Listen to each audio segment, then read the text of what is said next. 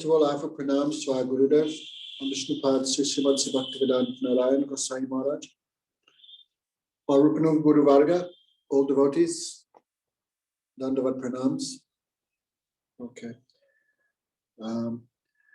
So maybe it's better we change these classes to nighttime. I don't know. Maybe it's better. Okay. So,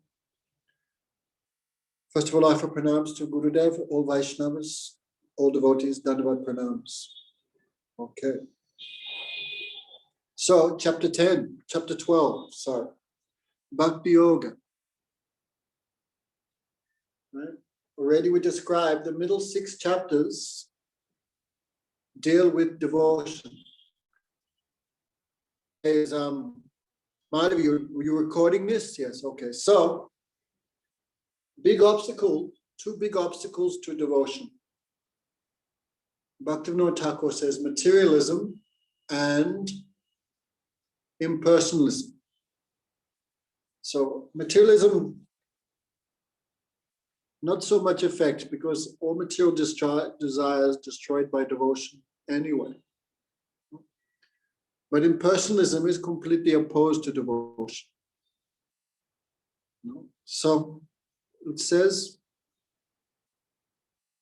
this Bhagavatam can be, this Bhagavad Puran, this Sanatan Dharma can be understood by those who have rejected Kaitav Dharma or false religion. So describes false Dharma or Kaitav Dharma. There are 4 types. Dharma Prajata Kaitavotra Paramam Satam Vedya Vastavam Atrivasta Sivadam Tapatriyan Mulanam. Okay. So there in the 2nd verse of the Bhagavatam, Sukadeva Goswami described, actually Sutta Goswami described 4 types of cheating religion. Those who perform some religion for Dharma, Artha, Karma, or Moksha. Means some people performing some type of worship, but they call it heavenly planets, that is Dharma. Means they're not performing bhajan for Krishna's happiness, they're performing for their own happiness because they want something in return. So Dharma, Artha, they want some wealth in this world because money is the father of all enjoyment. As they say in the trade, no money, no honey. So those who are doing worship of Bhagavan but desire some wealth, that is also one type of duplicity or cheating. Calm, those who are worshipping Bhagavan to fulfill some material desire. These 3, they're forms of duplicity, but they're not so serious. But the desire for liberation, that is most injurious to devotion. So Krishnadas Kaviraj Goswami says, Tar hoite moksha bansha koita pradan jaha hoite Krishna bhakti hoilwantadya. Of all types of cheating religion, the desire for liberation is the greatest form of cheating.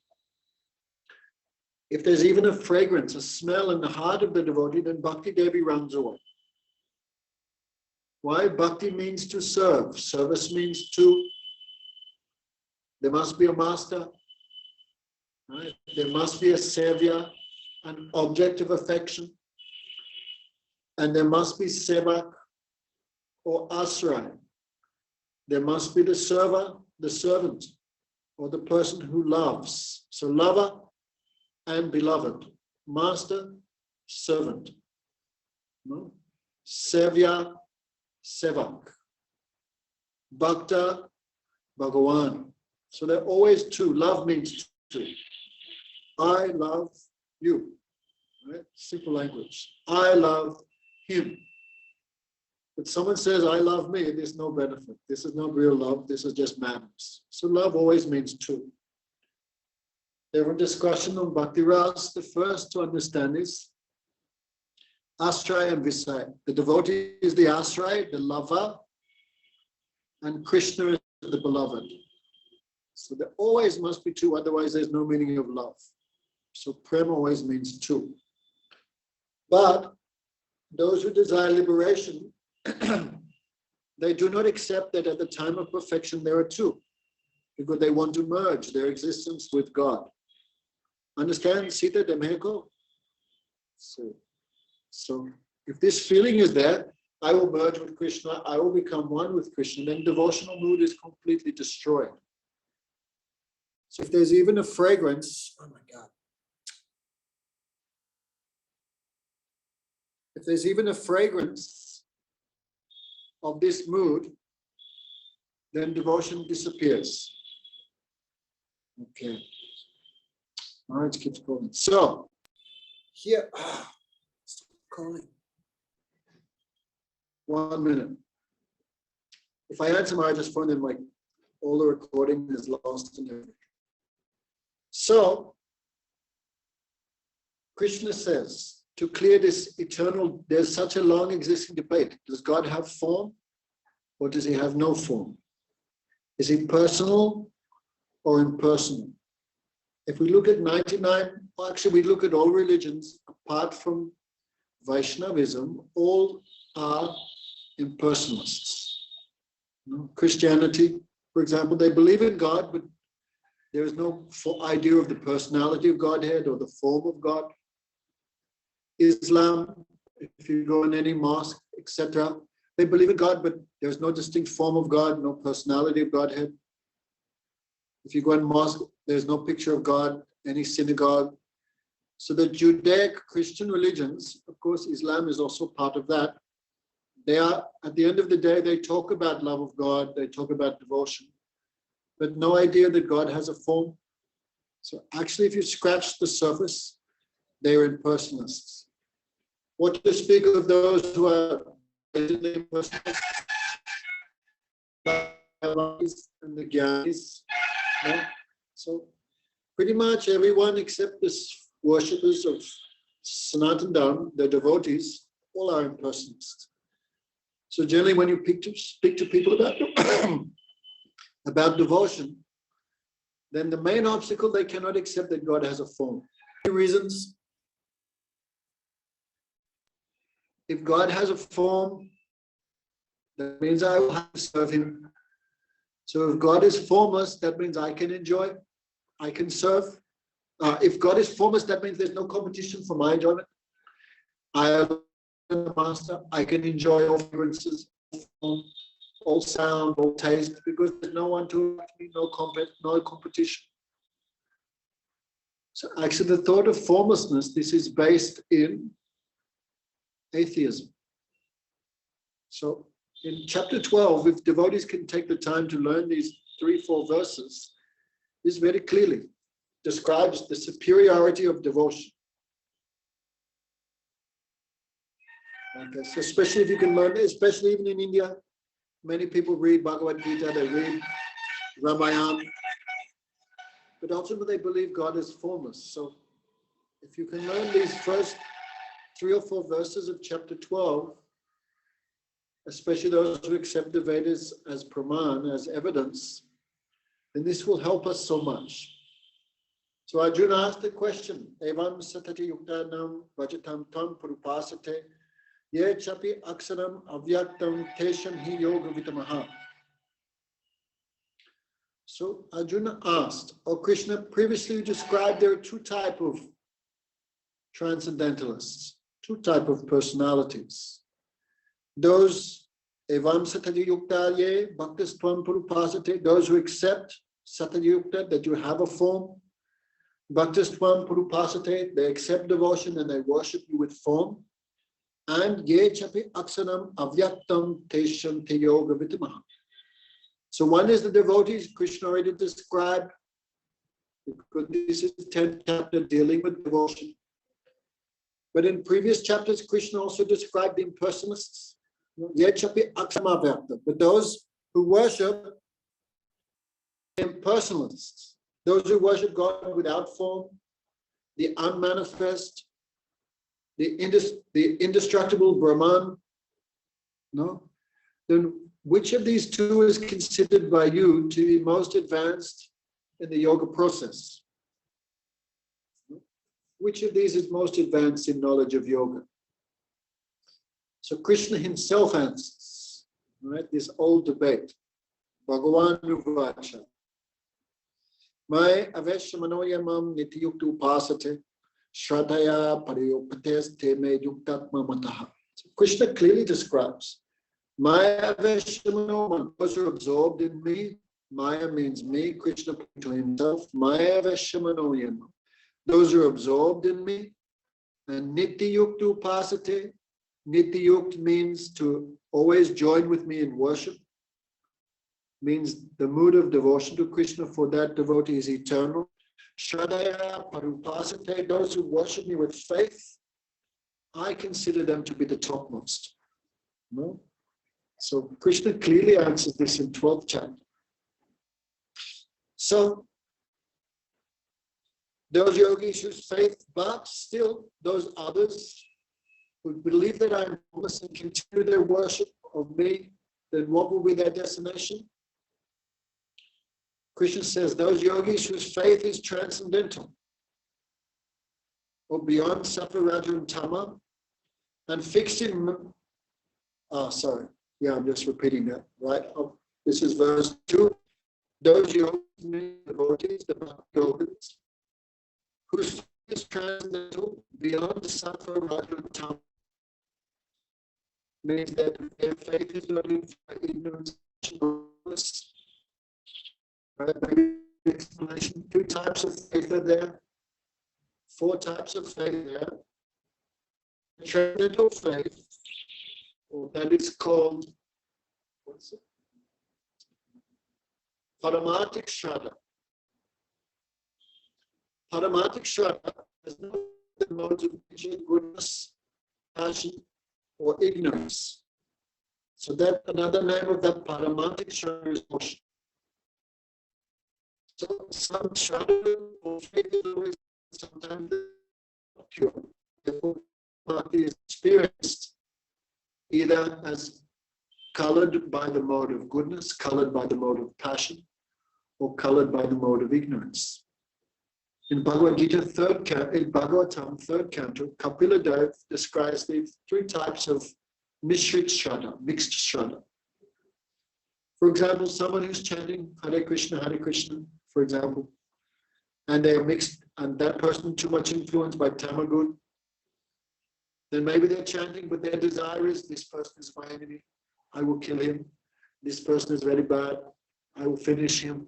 So this is an example of devotion mixed with ignorance. Sometimes, hang on, someone's writing a message. Oh, anyway. Someone wants to turn off. What to do? Cannot do that. Okay. So sometimes someone's devotion is mixed with passion. That means they're doing devotion, but they have so many desires. I wish I could become temple president. No, Hare Krishna, Hare Krishna. I wish I could become very powerful and influential. I wish I could get many followers. I wish I could get that beautiful lady as my wife. No? So this is devotion mixed with passion, too many desires. Even devotion mixed with goodness is also rejectable. That means I'm worshipping Vishnu, but I'm worshipping out of a sense of duty, not out of mental affection. So Krishna says the yogis whose faith is beyond these mode of nature, goodness, passion, and ignorance, and who fix their mind on my Sham Sundar form, Krishna says they are considered by me to be the best. Okay. So, but what happens to the others? Then Krishna gives something for them also. Those who worship my indescribable, unmanifest, all-pervading, inconceivable, immutable, eternal and featureless Brahma Sarup. Right? Those who worship Brahman, those who worship the impersonal aspect, while controlling their senses, while being equal to all, they also attain me, but after a long time. No? Means by doing their impersonal worship, by some good fortune, they may meet some Vaishnav, and by Vaishnav Sangha, they will understand that Krishna is the Padatattva, then they will attain him. Therefore, what is the nature of that impersonal worship? Sometimes some people complain, devotion is very hard, but devotion is not hard, very easy. Hear katha, chant the names, go on parikram, water tulsi, little fast on Ekadasi. Devotion is very easy, happily performed. But impersonalism is not easy or happily performed. Because devotion is natural. It's natural to see, so see the deity. It's natural to hear about Krishna. It's natural to think about Krishna. It's natural to speak about Krishna. It's natural to work for Krishna. So devotion is natural. But impersonal sadhana, that is very unnatural. Right? You have to sit in one place like a potato, like a stone. Right? Don't think of anything. Don't listen to anything. Don't speak anything. Don't touch anything. Don't have any desire at all. This is unnatural. So Krishna describes that impersonal worship. Klesho adikaras tesham avyakta shakta chetasam avyakta hi gate dukam deha ante avyaptat. Avapyate, Krishna says, those minds who are attached to the impersonal feature experience great difficulty. Because for those who identify the self, it is difficult to develop steadiness in something that is unmanifest. Right? For the devotee, it's very easy to become fixed in Krishna because we can hear the name. We can hear Katha, Harinam, Harikatha. This is manifest. We can directly perceive it. So it's easy. The deity form is manifest. We can directly see the deity. The Gurudeva and the Vaishnavas are directly manifest. We can see them, we can serve them, we can associate with them, we can develop relationship with them very, very easily. But if I tell you, become attached to something which you cannot see, taste, smell, hear, or touch, that is very difficult. Like I said to Chidananda, you should love my grandmother. Guru Maharaj would give this example. Actually, Gurudev would give the example, can you love my mother? Sometimes new people would come. Then they would say, Gurudev, I don't know what your mother looks like, so how can I become attached to her? And Guru Maharaj said, in the same way, if you think God is formless, without any name, without any qualities, without any pastimes, without any activities, how can you become attached to it? Impossible. So, Klesh, Adhikaras Te Shama Vyakta Shakta Chetasam. Krishna says, Klesh. Therefore, the impersonal process, very troublesome, very difficult. Actually, it's not proper to do it, but a little bit I'll speak of my own experience. Before I had good fortune to come to the feet of Bhakti Devi, then I was impersonalist. I was living in South India. And there, what was the process? Just everyone sit in their huts and do some meditation. So it's very, very difficult. At that time, I was never speak, maybe 6-8 months, I not spoke to anyone. No relation with anyone. Why? Because the impersonalists believe everyone is illusion. So why speak to anyone who, if they're illusionary? Why develop relationship with illusion? So anyway, that person becomes like a stone. Okay, that person becomes like a stone. Their heart becomes like a stone. No relationship, no feelings, no service, no affection to anyone or anything. So this was going on for a few months. Then the Guru there, he said, oh, Shivaratri is a very good day for liberation. Very good day for liberation. So I became enthusiastic. Oh, if I can develop maturity in my meditation by the time Shivaratri comes, then I'll be able to, I can get liberation easily by the mercy of Shiva. Of course, that time everyone was believing they are Shiva. But I don't want to go back too much into my dark past. So, Shivaratri came. Now Shivaratri also coming for the devotees.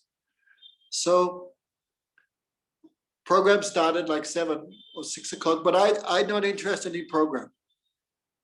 Because this yogi who ran the ashram, he had many mystic powers. So on Shivaratri, he could bring Shivalingams from his mouth. Sandalwood paste would come from his body. He was like Sai Baba. He could make this mystic ash from his hands. Many mystic powers he had. So on Shivaratri, he would do all these things, but I had not too much interest in all that. So I was just doing my meditation for 12 hours, from 6 in the evening till 6 in the morning. And by 6 in the morning, you can imagine all mosquitoes biting, freezing, whole body full of pain, knees pain, backside pain, everywhere pain, from beginning to end. So I was so much suffering because it was 12 hours, is no eating, no drinking, anything. And then morning came and I was still not liberated. So I remember so much brokenhearted because I realized I will never be able to do that again. That much that much effort. I knew I can never do that again. And plus it was so much suffering, I never want to do it again. I remember that thought very clearly. This very clearly thought came, this is not good enough. I have no interest in this process anymore. So that day, instead of going for meditation, I just went to the mango orchard and just lay down like a potato. Really, I finished, completely finished. So Krishna, when I read this, then I understood many things. Krishna himself says, this personal process, very difficult to practice and painful, full of misery. No? But anyway, if you stick to it, then what happens? Krishna describes the next verse. Yetu sarvani karmani maya sannyasa matpara. But those who would dedicate all their actions to me in order to attain me, quickly they attain me. Quickly they achieve me. And I quickly deliver them from the ocean of birth and death. Okay, so after too much misery, that's right. So it was 6 o'clock. Then I started crying because disillusioned, brokenhearted. That time, the Guru said on the microphone, now is very auspicious time, the end of Shivaratri, Mangalarti. So he said, whatever you ask at this time, Shiva will give you. So that time I was crying, I was crying and rolling in the dust. And I said, Shiva, I just want to know who is God. That is all I want. It was like a miracle because Shiva is very kind. Then next day I was in the mango orchard. Then the Guru called me. Then he said, what you want? What you want? Then he gave some magic ash from his hands like this, like Sai Baba would do. And I said, I said, I don't want that.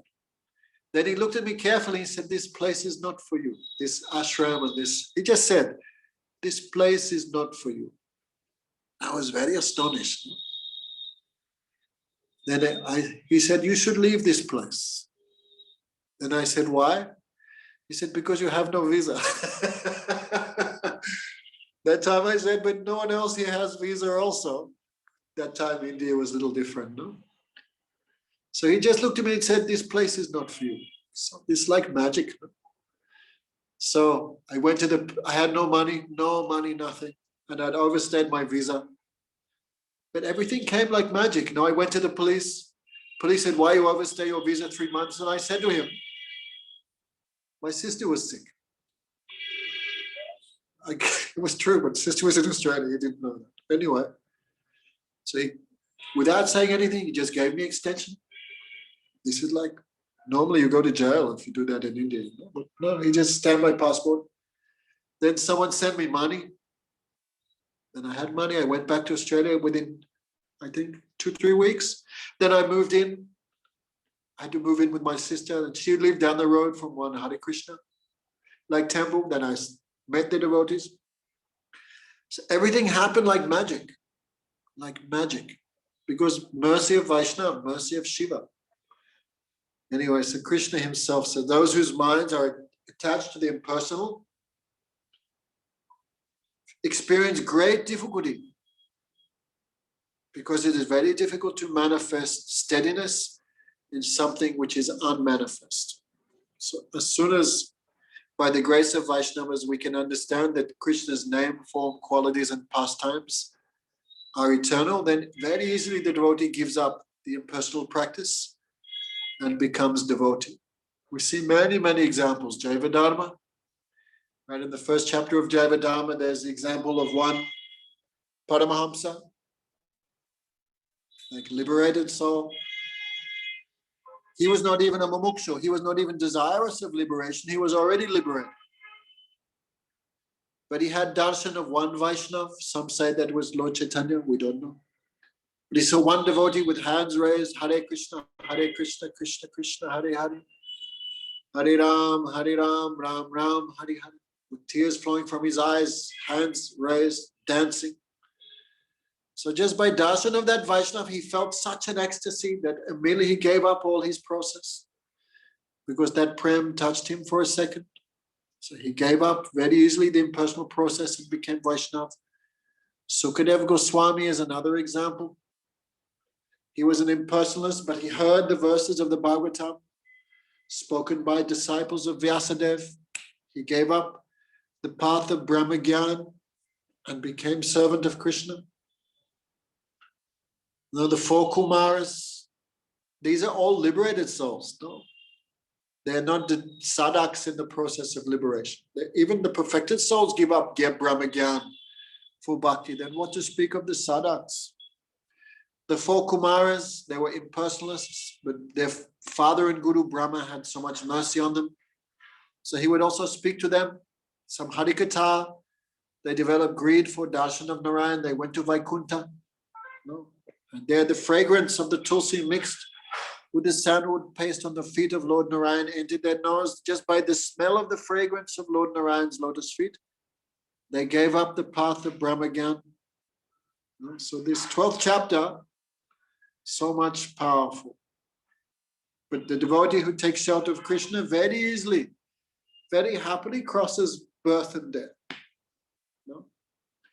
And even the devotee doesn't cross birth and death, they don't care. They don't care at all. They're fully satisfied in devotion. One time Didi was saying, oh, even if we don't go back to Godhead, we don't care at all. Just as long as we get Vrindavan, as long as we get Thakurji, as long as we get Vaishnav Sangha, we get Gurudev, as long as we get Prasad, as long as we get Harikatha, that we don't care if we don't go back to God. So really only the devotee has no desire. No.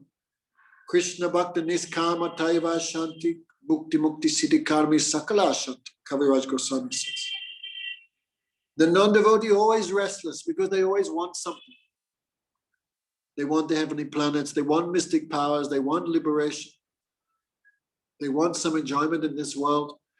But the devotee is niskam because he has no desire for anything, only seva. Even if I stay in this world and do seva, they're happy with that also. Like in Shikshastakam, Mahaprabhu taught, Nadanam Najanam Nasundarim Kavitam Vajagadisha Kamaya Mama Janmani Jamashwari Bhavatat Bhakti Hoiti. Oh Krishna, even birth, I don't want liberation. Even birth after birth, I stay here. I just want to serve you. Okay, so all this clearly described in this 12th chapter. But the devotee easily crossed the ocean of birth and death. Right? Easy to meditate on Krishna. Just hear his name, that is meditation. Even more powerful, just hear Harikatha, then this is Sahajik Samadhi, natural Samadhi. Right? Gopi is not doing Achama, not doing pranayam and meditation. Their meditation on Krishna is natural.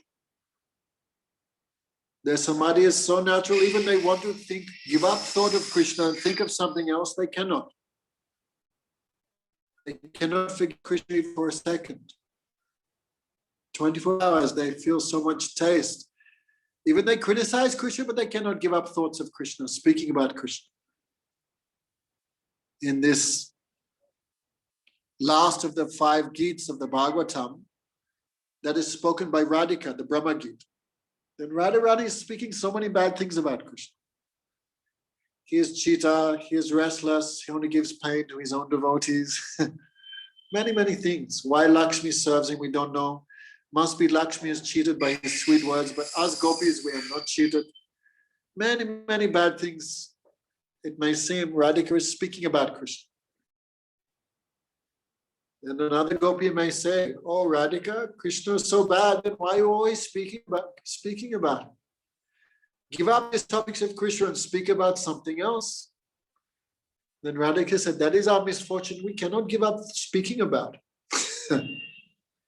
Because that katar is like nectar. No? So the gopi's absorption in devotion, that is fully natural, that is eternal. And the gopi's prem is so wonderful. No? It is really a hoitiki bhakti. Like we see someone's good qualities and we develop love for that person, right? Oh, she's beautiful, I love her. He has a lot of money, I like him, right? He has a good car, I like he has a nice house, I like him. So in this world, we see someone's good qualities and we develop love. And on the converse side, we see someone's faults and we give up that affection. Oh, he is very angry. Oh, she is very selfish. Oh, he is uneducated like this. He is very poor. He is deformed. He is ugly. And we give up relationship. With love for Krishna, the gopis' love for Krishna is not like this. We should not think that the gopis see Krishna's good qualities and their love increases. No. And it's not that the gopis, when they see Krishna's bad qualities, their love also decreases. If you want to look on paper, then it may look Krishna has many faults. He steals, he lies, he cheats. No? But the gopis' love for Krishna does not decrease by Krishna's so-called faults or qualities. No? Therefore, the gopis' love is really swabhavik, sahajik, natural. Like Radharani just heard Krishna's playing the flute. Just heard the flute sound. And she gave her heart to Krishna.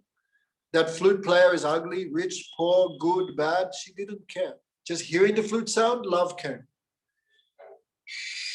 Just hearing the name Krishna, then she developed love for him. Right? Someone may have a very beautiful name, but be very cruel. Right? Like someone might think Adolf Hitler, very sweet name, but is Adolf Hitler sweet? Someday. So Radharani just heard the name of Krishna and developed love for him. Then just saw a picture of Krishna. That person is kind, selfish, no interest. Just seeing picture of Krishna, she gave her heart to Krishna. So the gopis' love is natural. And even sadhak in this world, even they may have so many millions of material desires, as long as they not make some big offense to the devotees, gradually Krishna will conquer them. Because at the end of the day, Krishna is the all-attractive, and we are to be attracted. So one day Krishna, no matter how many high defenses, how many walls we put up between us and Krishna, one day he'll win. One day he will conquer us. Bhakti Rakshak Sridhar Maharaj gave example. In the Second World War, the British and Americans invaded France. So first they just captured a beach, right? Normandy. Then a few days later, they captured one or two villages. Then after some time, they captured the whole of France, Holland, the whole of Europe, eventually Germany itself. So Krishna first lands on the beach of our ears. So someone gives submissive, affectionate hearing about Krishna, one day Krishna must capture them. So the devotees, sometimes we think, oh, devotion is a little hard, but you think devotion is not hard. Take prasad, go back to Godhead. Very easy. One time, there was some rasgulla, and rasgulla is a very famous sweet in India, especially Bengal. So Bhaktivedanta Swami Maharaj, Prabhupada, took a big rasgulla, put in his mouth, a huge rasgulla, and ate it. And he said, please do it big austerities, just go back to God. So devotion is so much easy path. Okay, so therefore my eva mano adhyatsva my buddham niveshaya. Nivasasyasi maevata udvam nasangshaya. Therefore, Arjuna, fix your mind exclusively on me, on my Sham Sundar form, and offer your intelligence to me. Very often our mouth is going Hare Krishna, but mind is somewhere else. So devotee gives their mind and intelligence both to Krishna's service. Okay? How to think of Krishna's form? Gogan Maharaj would say, when you chant, chant in front of the picture of the deities. Or if you're lucky enough to have deities by yourself, when he would give initiation, Gogan Maharaj would give this instruction: chant in front of the deities. Then your mind will not go here and there. If you don't have deities, then chant in front of Tulsi. Chant in front of the Guru Parampara. Maeva mano. Adhyatsa. Maya buddham nisevya. Offer, fix your mind on me, on my Sham Sundar form. Right? Offer your intelligence to me. Thus, upon giving up your body, you shall certainly come to reside with me. Of this, there is no doubt. Okay, so Mark the other day asked, what happens? I've been very busy. His question was, what happens? I have to ring up Mark and I'll answer his questions one by one. So what happens to the devotee when they die? Someone's grandfather left the body this morning. So in Christianity, they believe the soul floats somewhere and then after 40 days, something happens. But we do not believe like that. The soul can never be without. Vasudev, Krishna's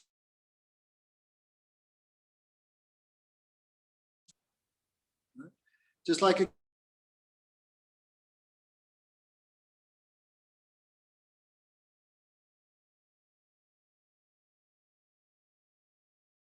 caterpillar, they're thinking of something, so that mind carries the soul to its next body.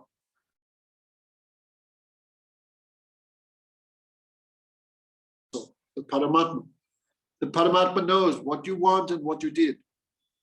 So the super soul, he gives the next body. Go, take that. That is what you deserve, that is what you desire. So the soul actually goes to its new body, then gives up the old. So we cannot accept the Christian theory of 40 days, the soul floats in purgatory. No, it's not like that. The soul immediately goes to its next body. And for the perfected devotee, okay, if I have not perfected my devotion, what happens to me? According to how much devotion you did in this life, then you'll get an appropriate situation in your next life. In this life, you did a lot of bhajan, a lot of chanting, a lot of hearing, a lot of service, a lot of association. The next life, you take birth in a very good family, devotional family. And from birth, again, you can continue the process of hearing and chanting. Maybe we did not do so much devotion, then we take birth in a wealthy family. No, but that birth is not so good because nature of wealthy family, you become absorbed in the things that wealth provide, women, gambling, intoxication, all these bad things. But anyhow, that samskar, that impression that we received from previous life, that will drag us to our next destination. So devotee has nothing to fear. Even if I have to take birth again, under the protection of my affection guardians, Gurudev and Bhagavan, I will get some good place. I will go some good. At least I must do better than I did this birth. There's no doubt about that. For devotee can only go up. And if one has achieved perfection in devotional process,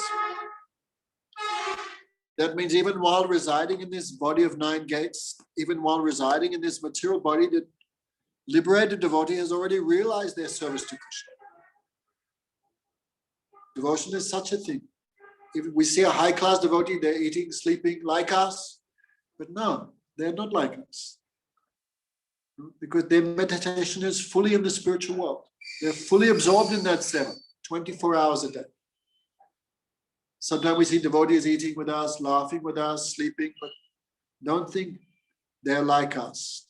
They're 24 hours a day. They're fully absorbed in Krishna's service according to their particular inherent relationship.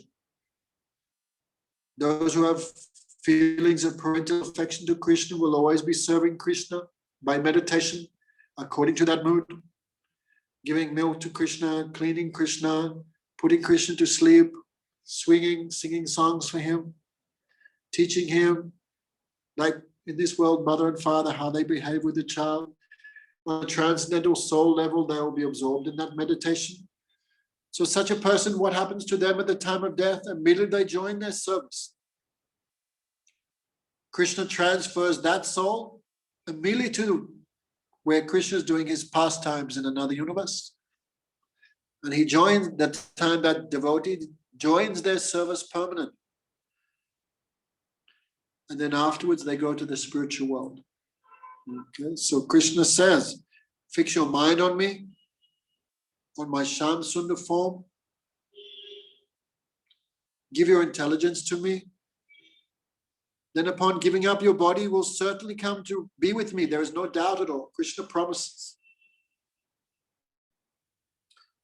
Okay, Krishna is so kind, no? We're hearing all this and we're all thinking, yeah, easy for Krishna to say. Right?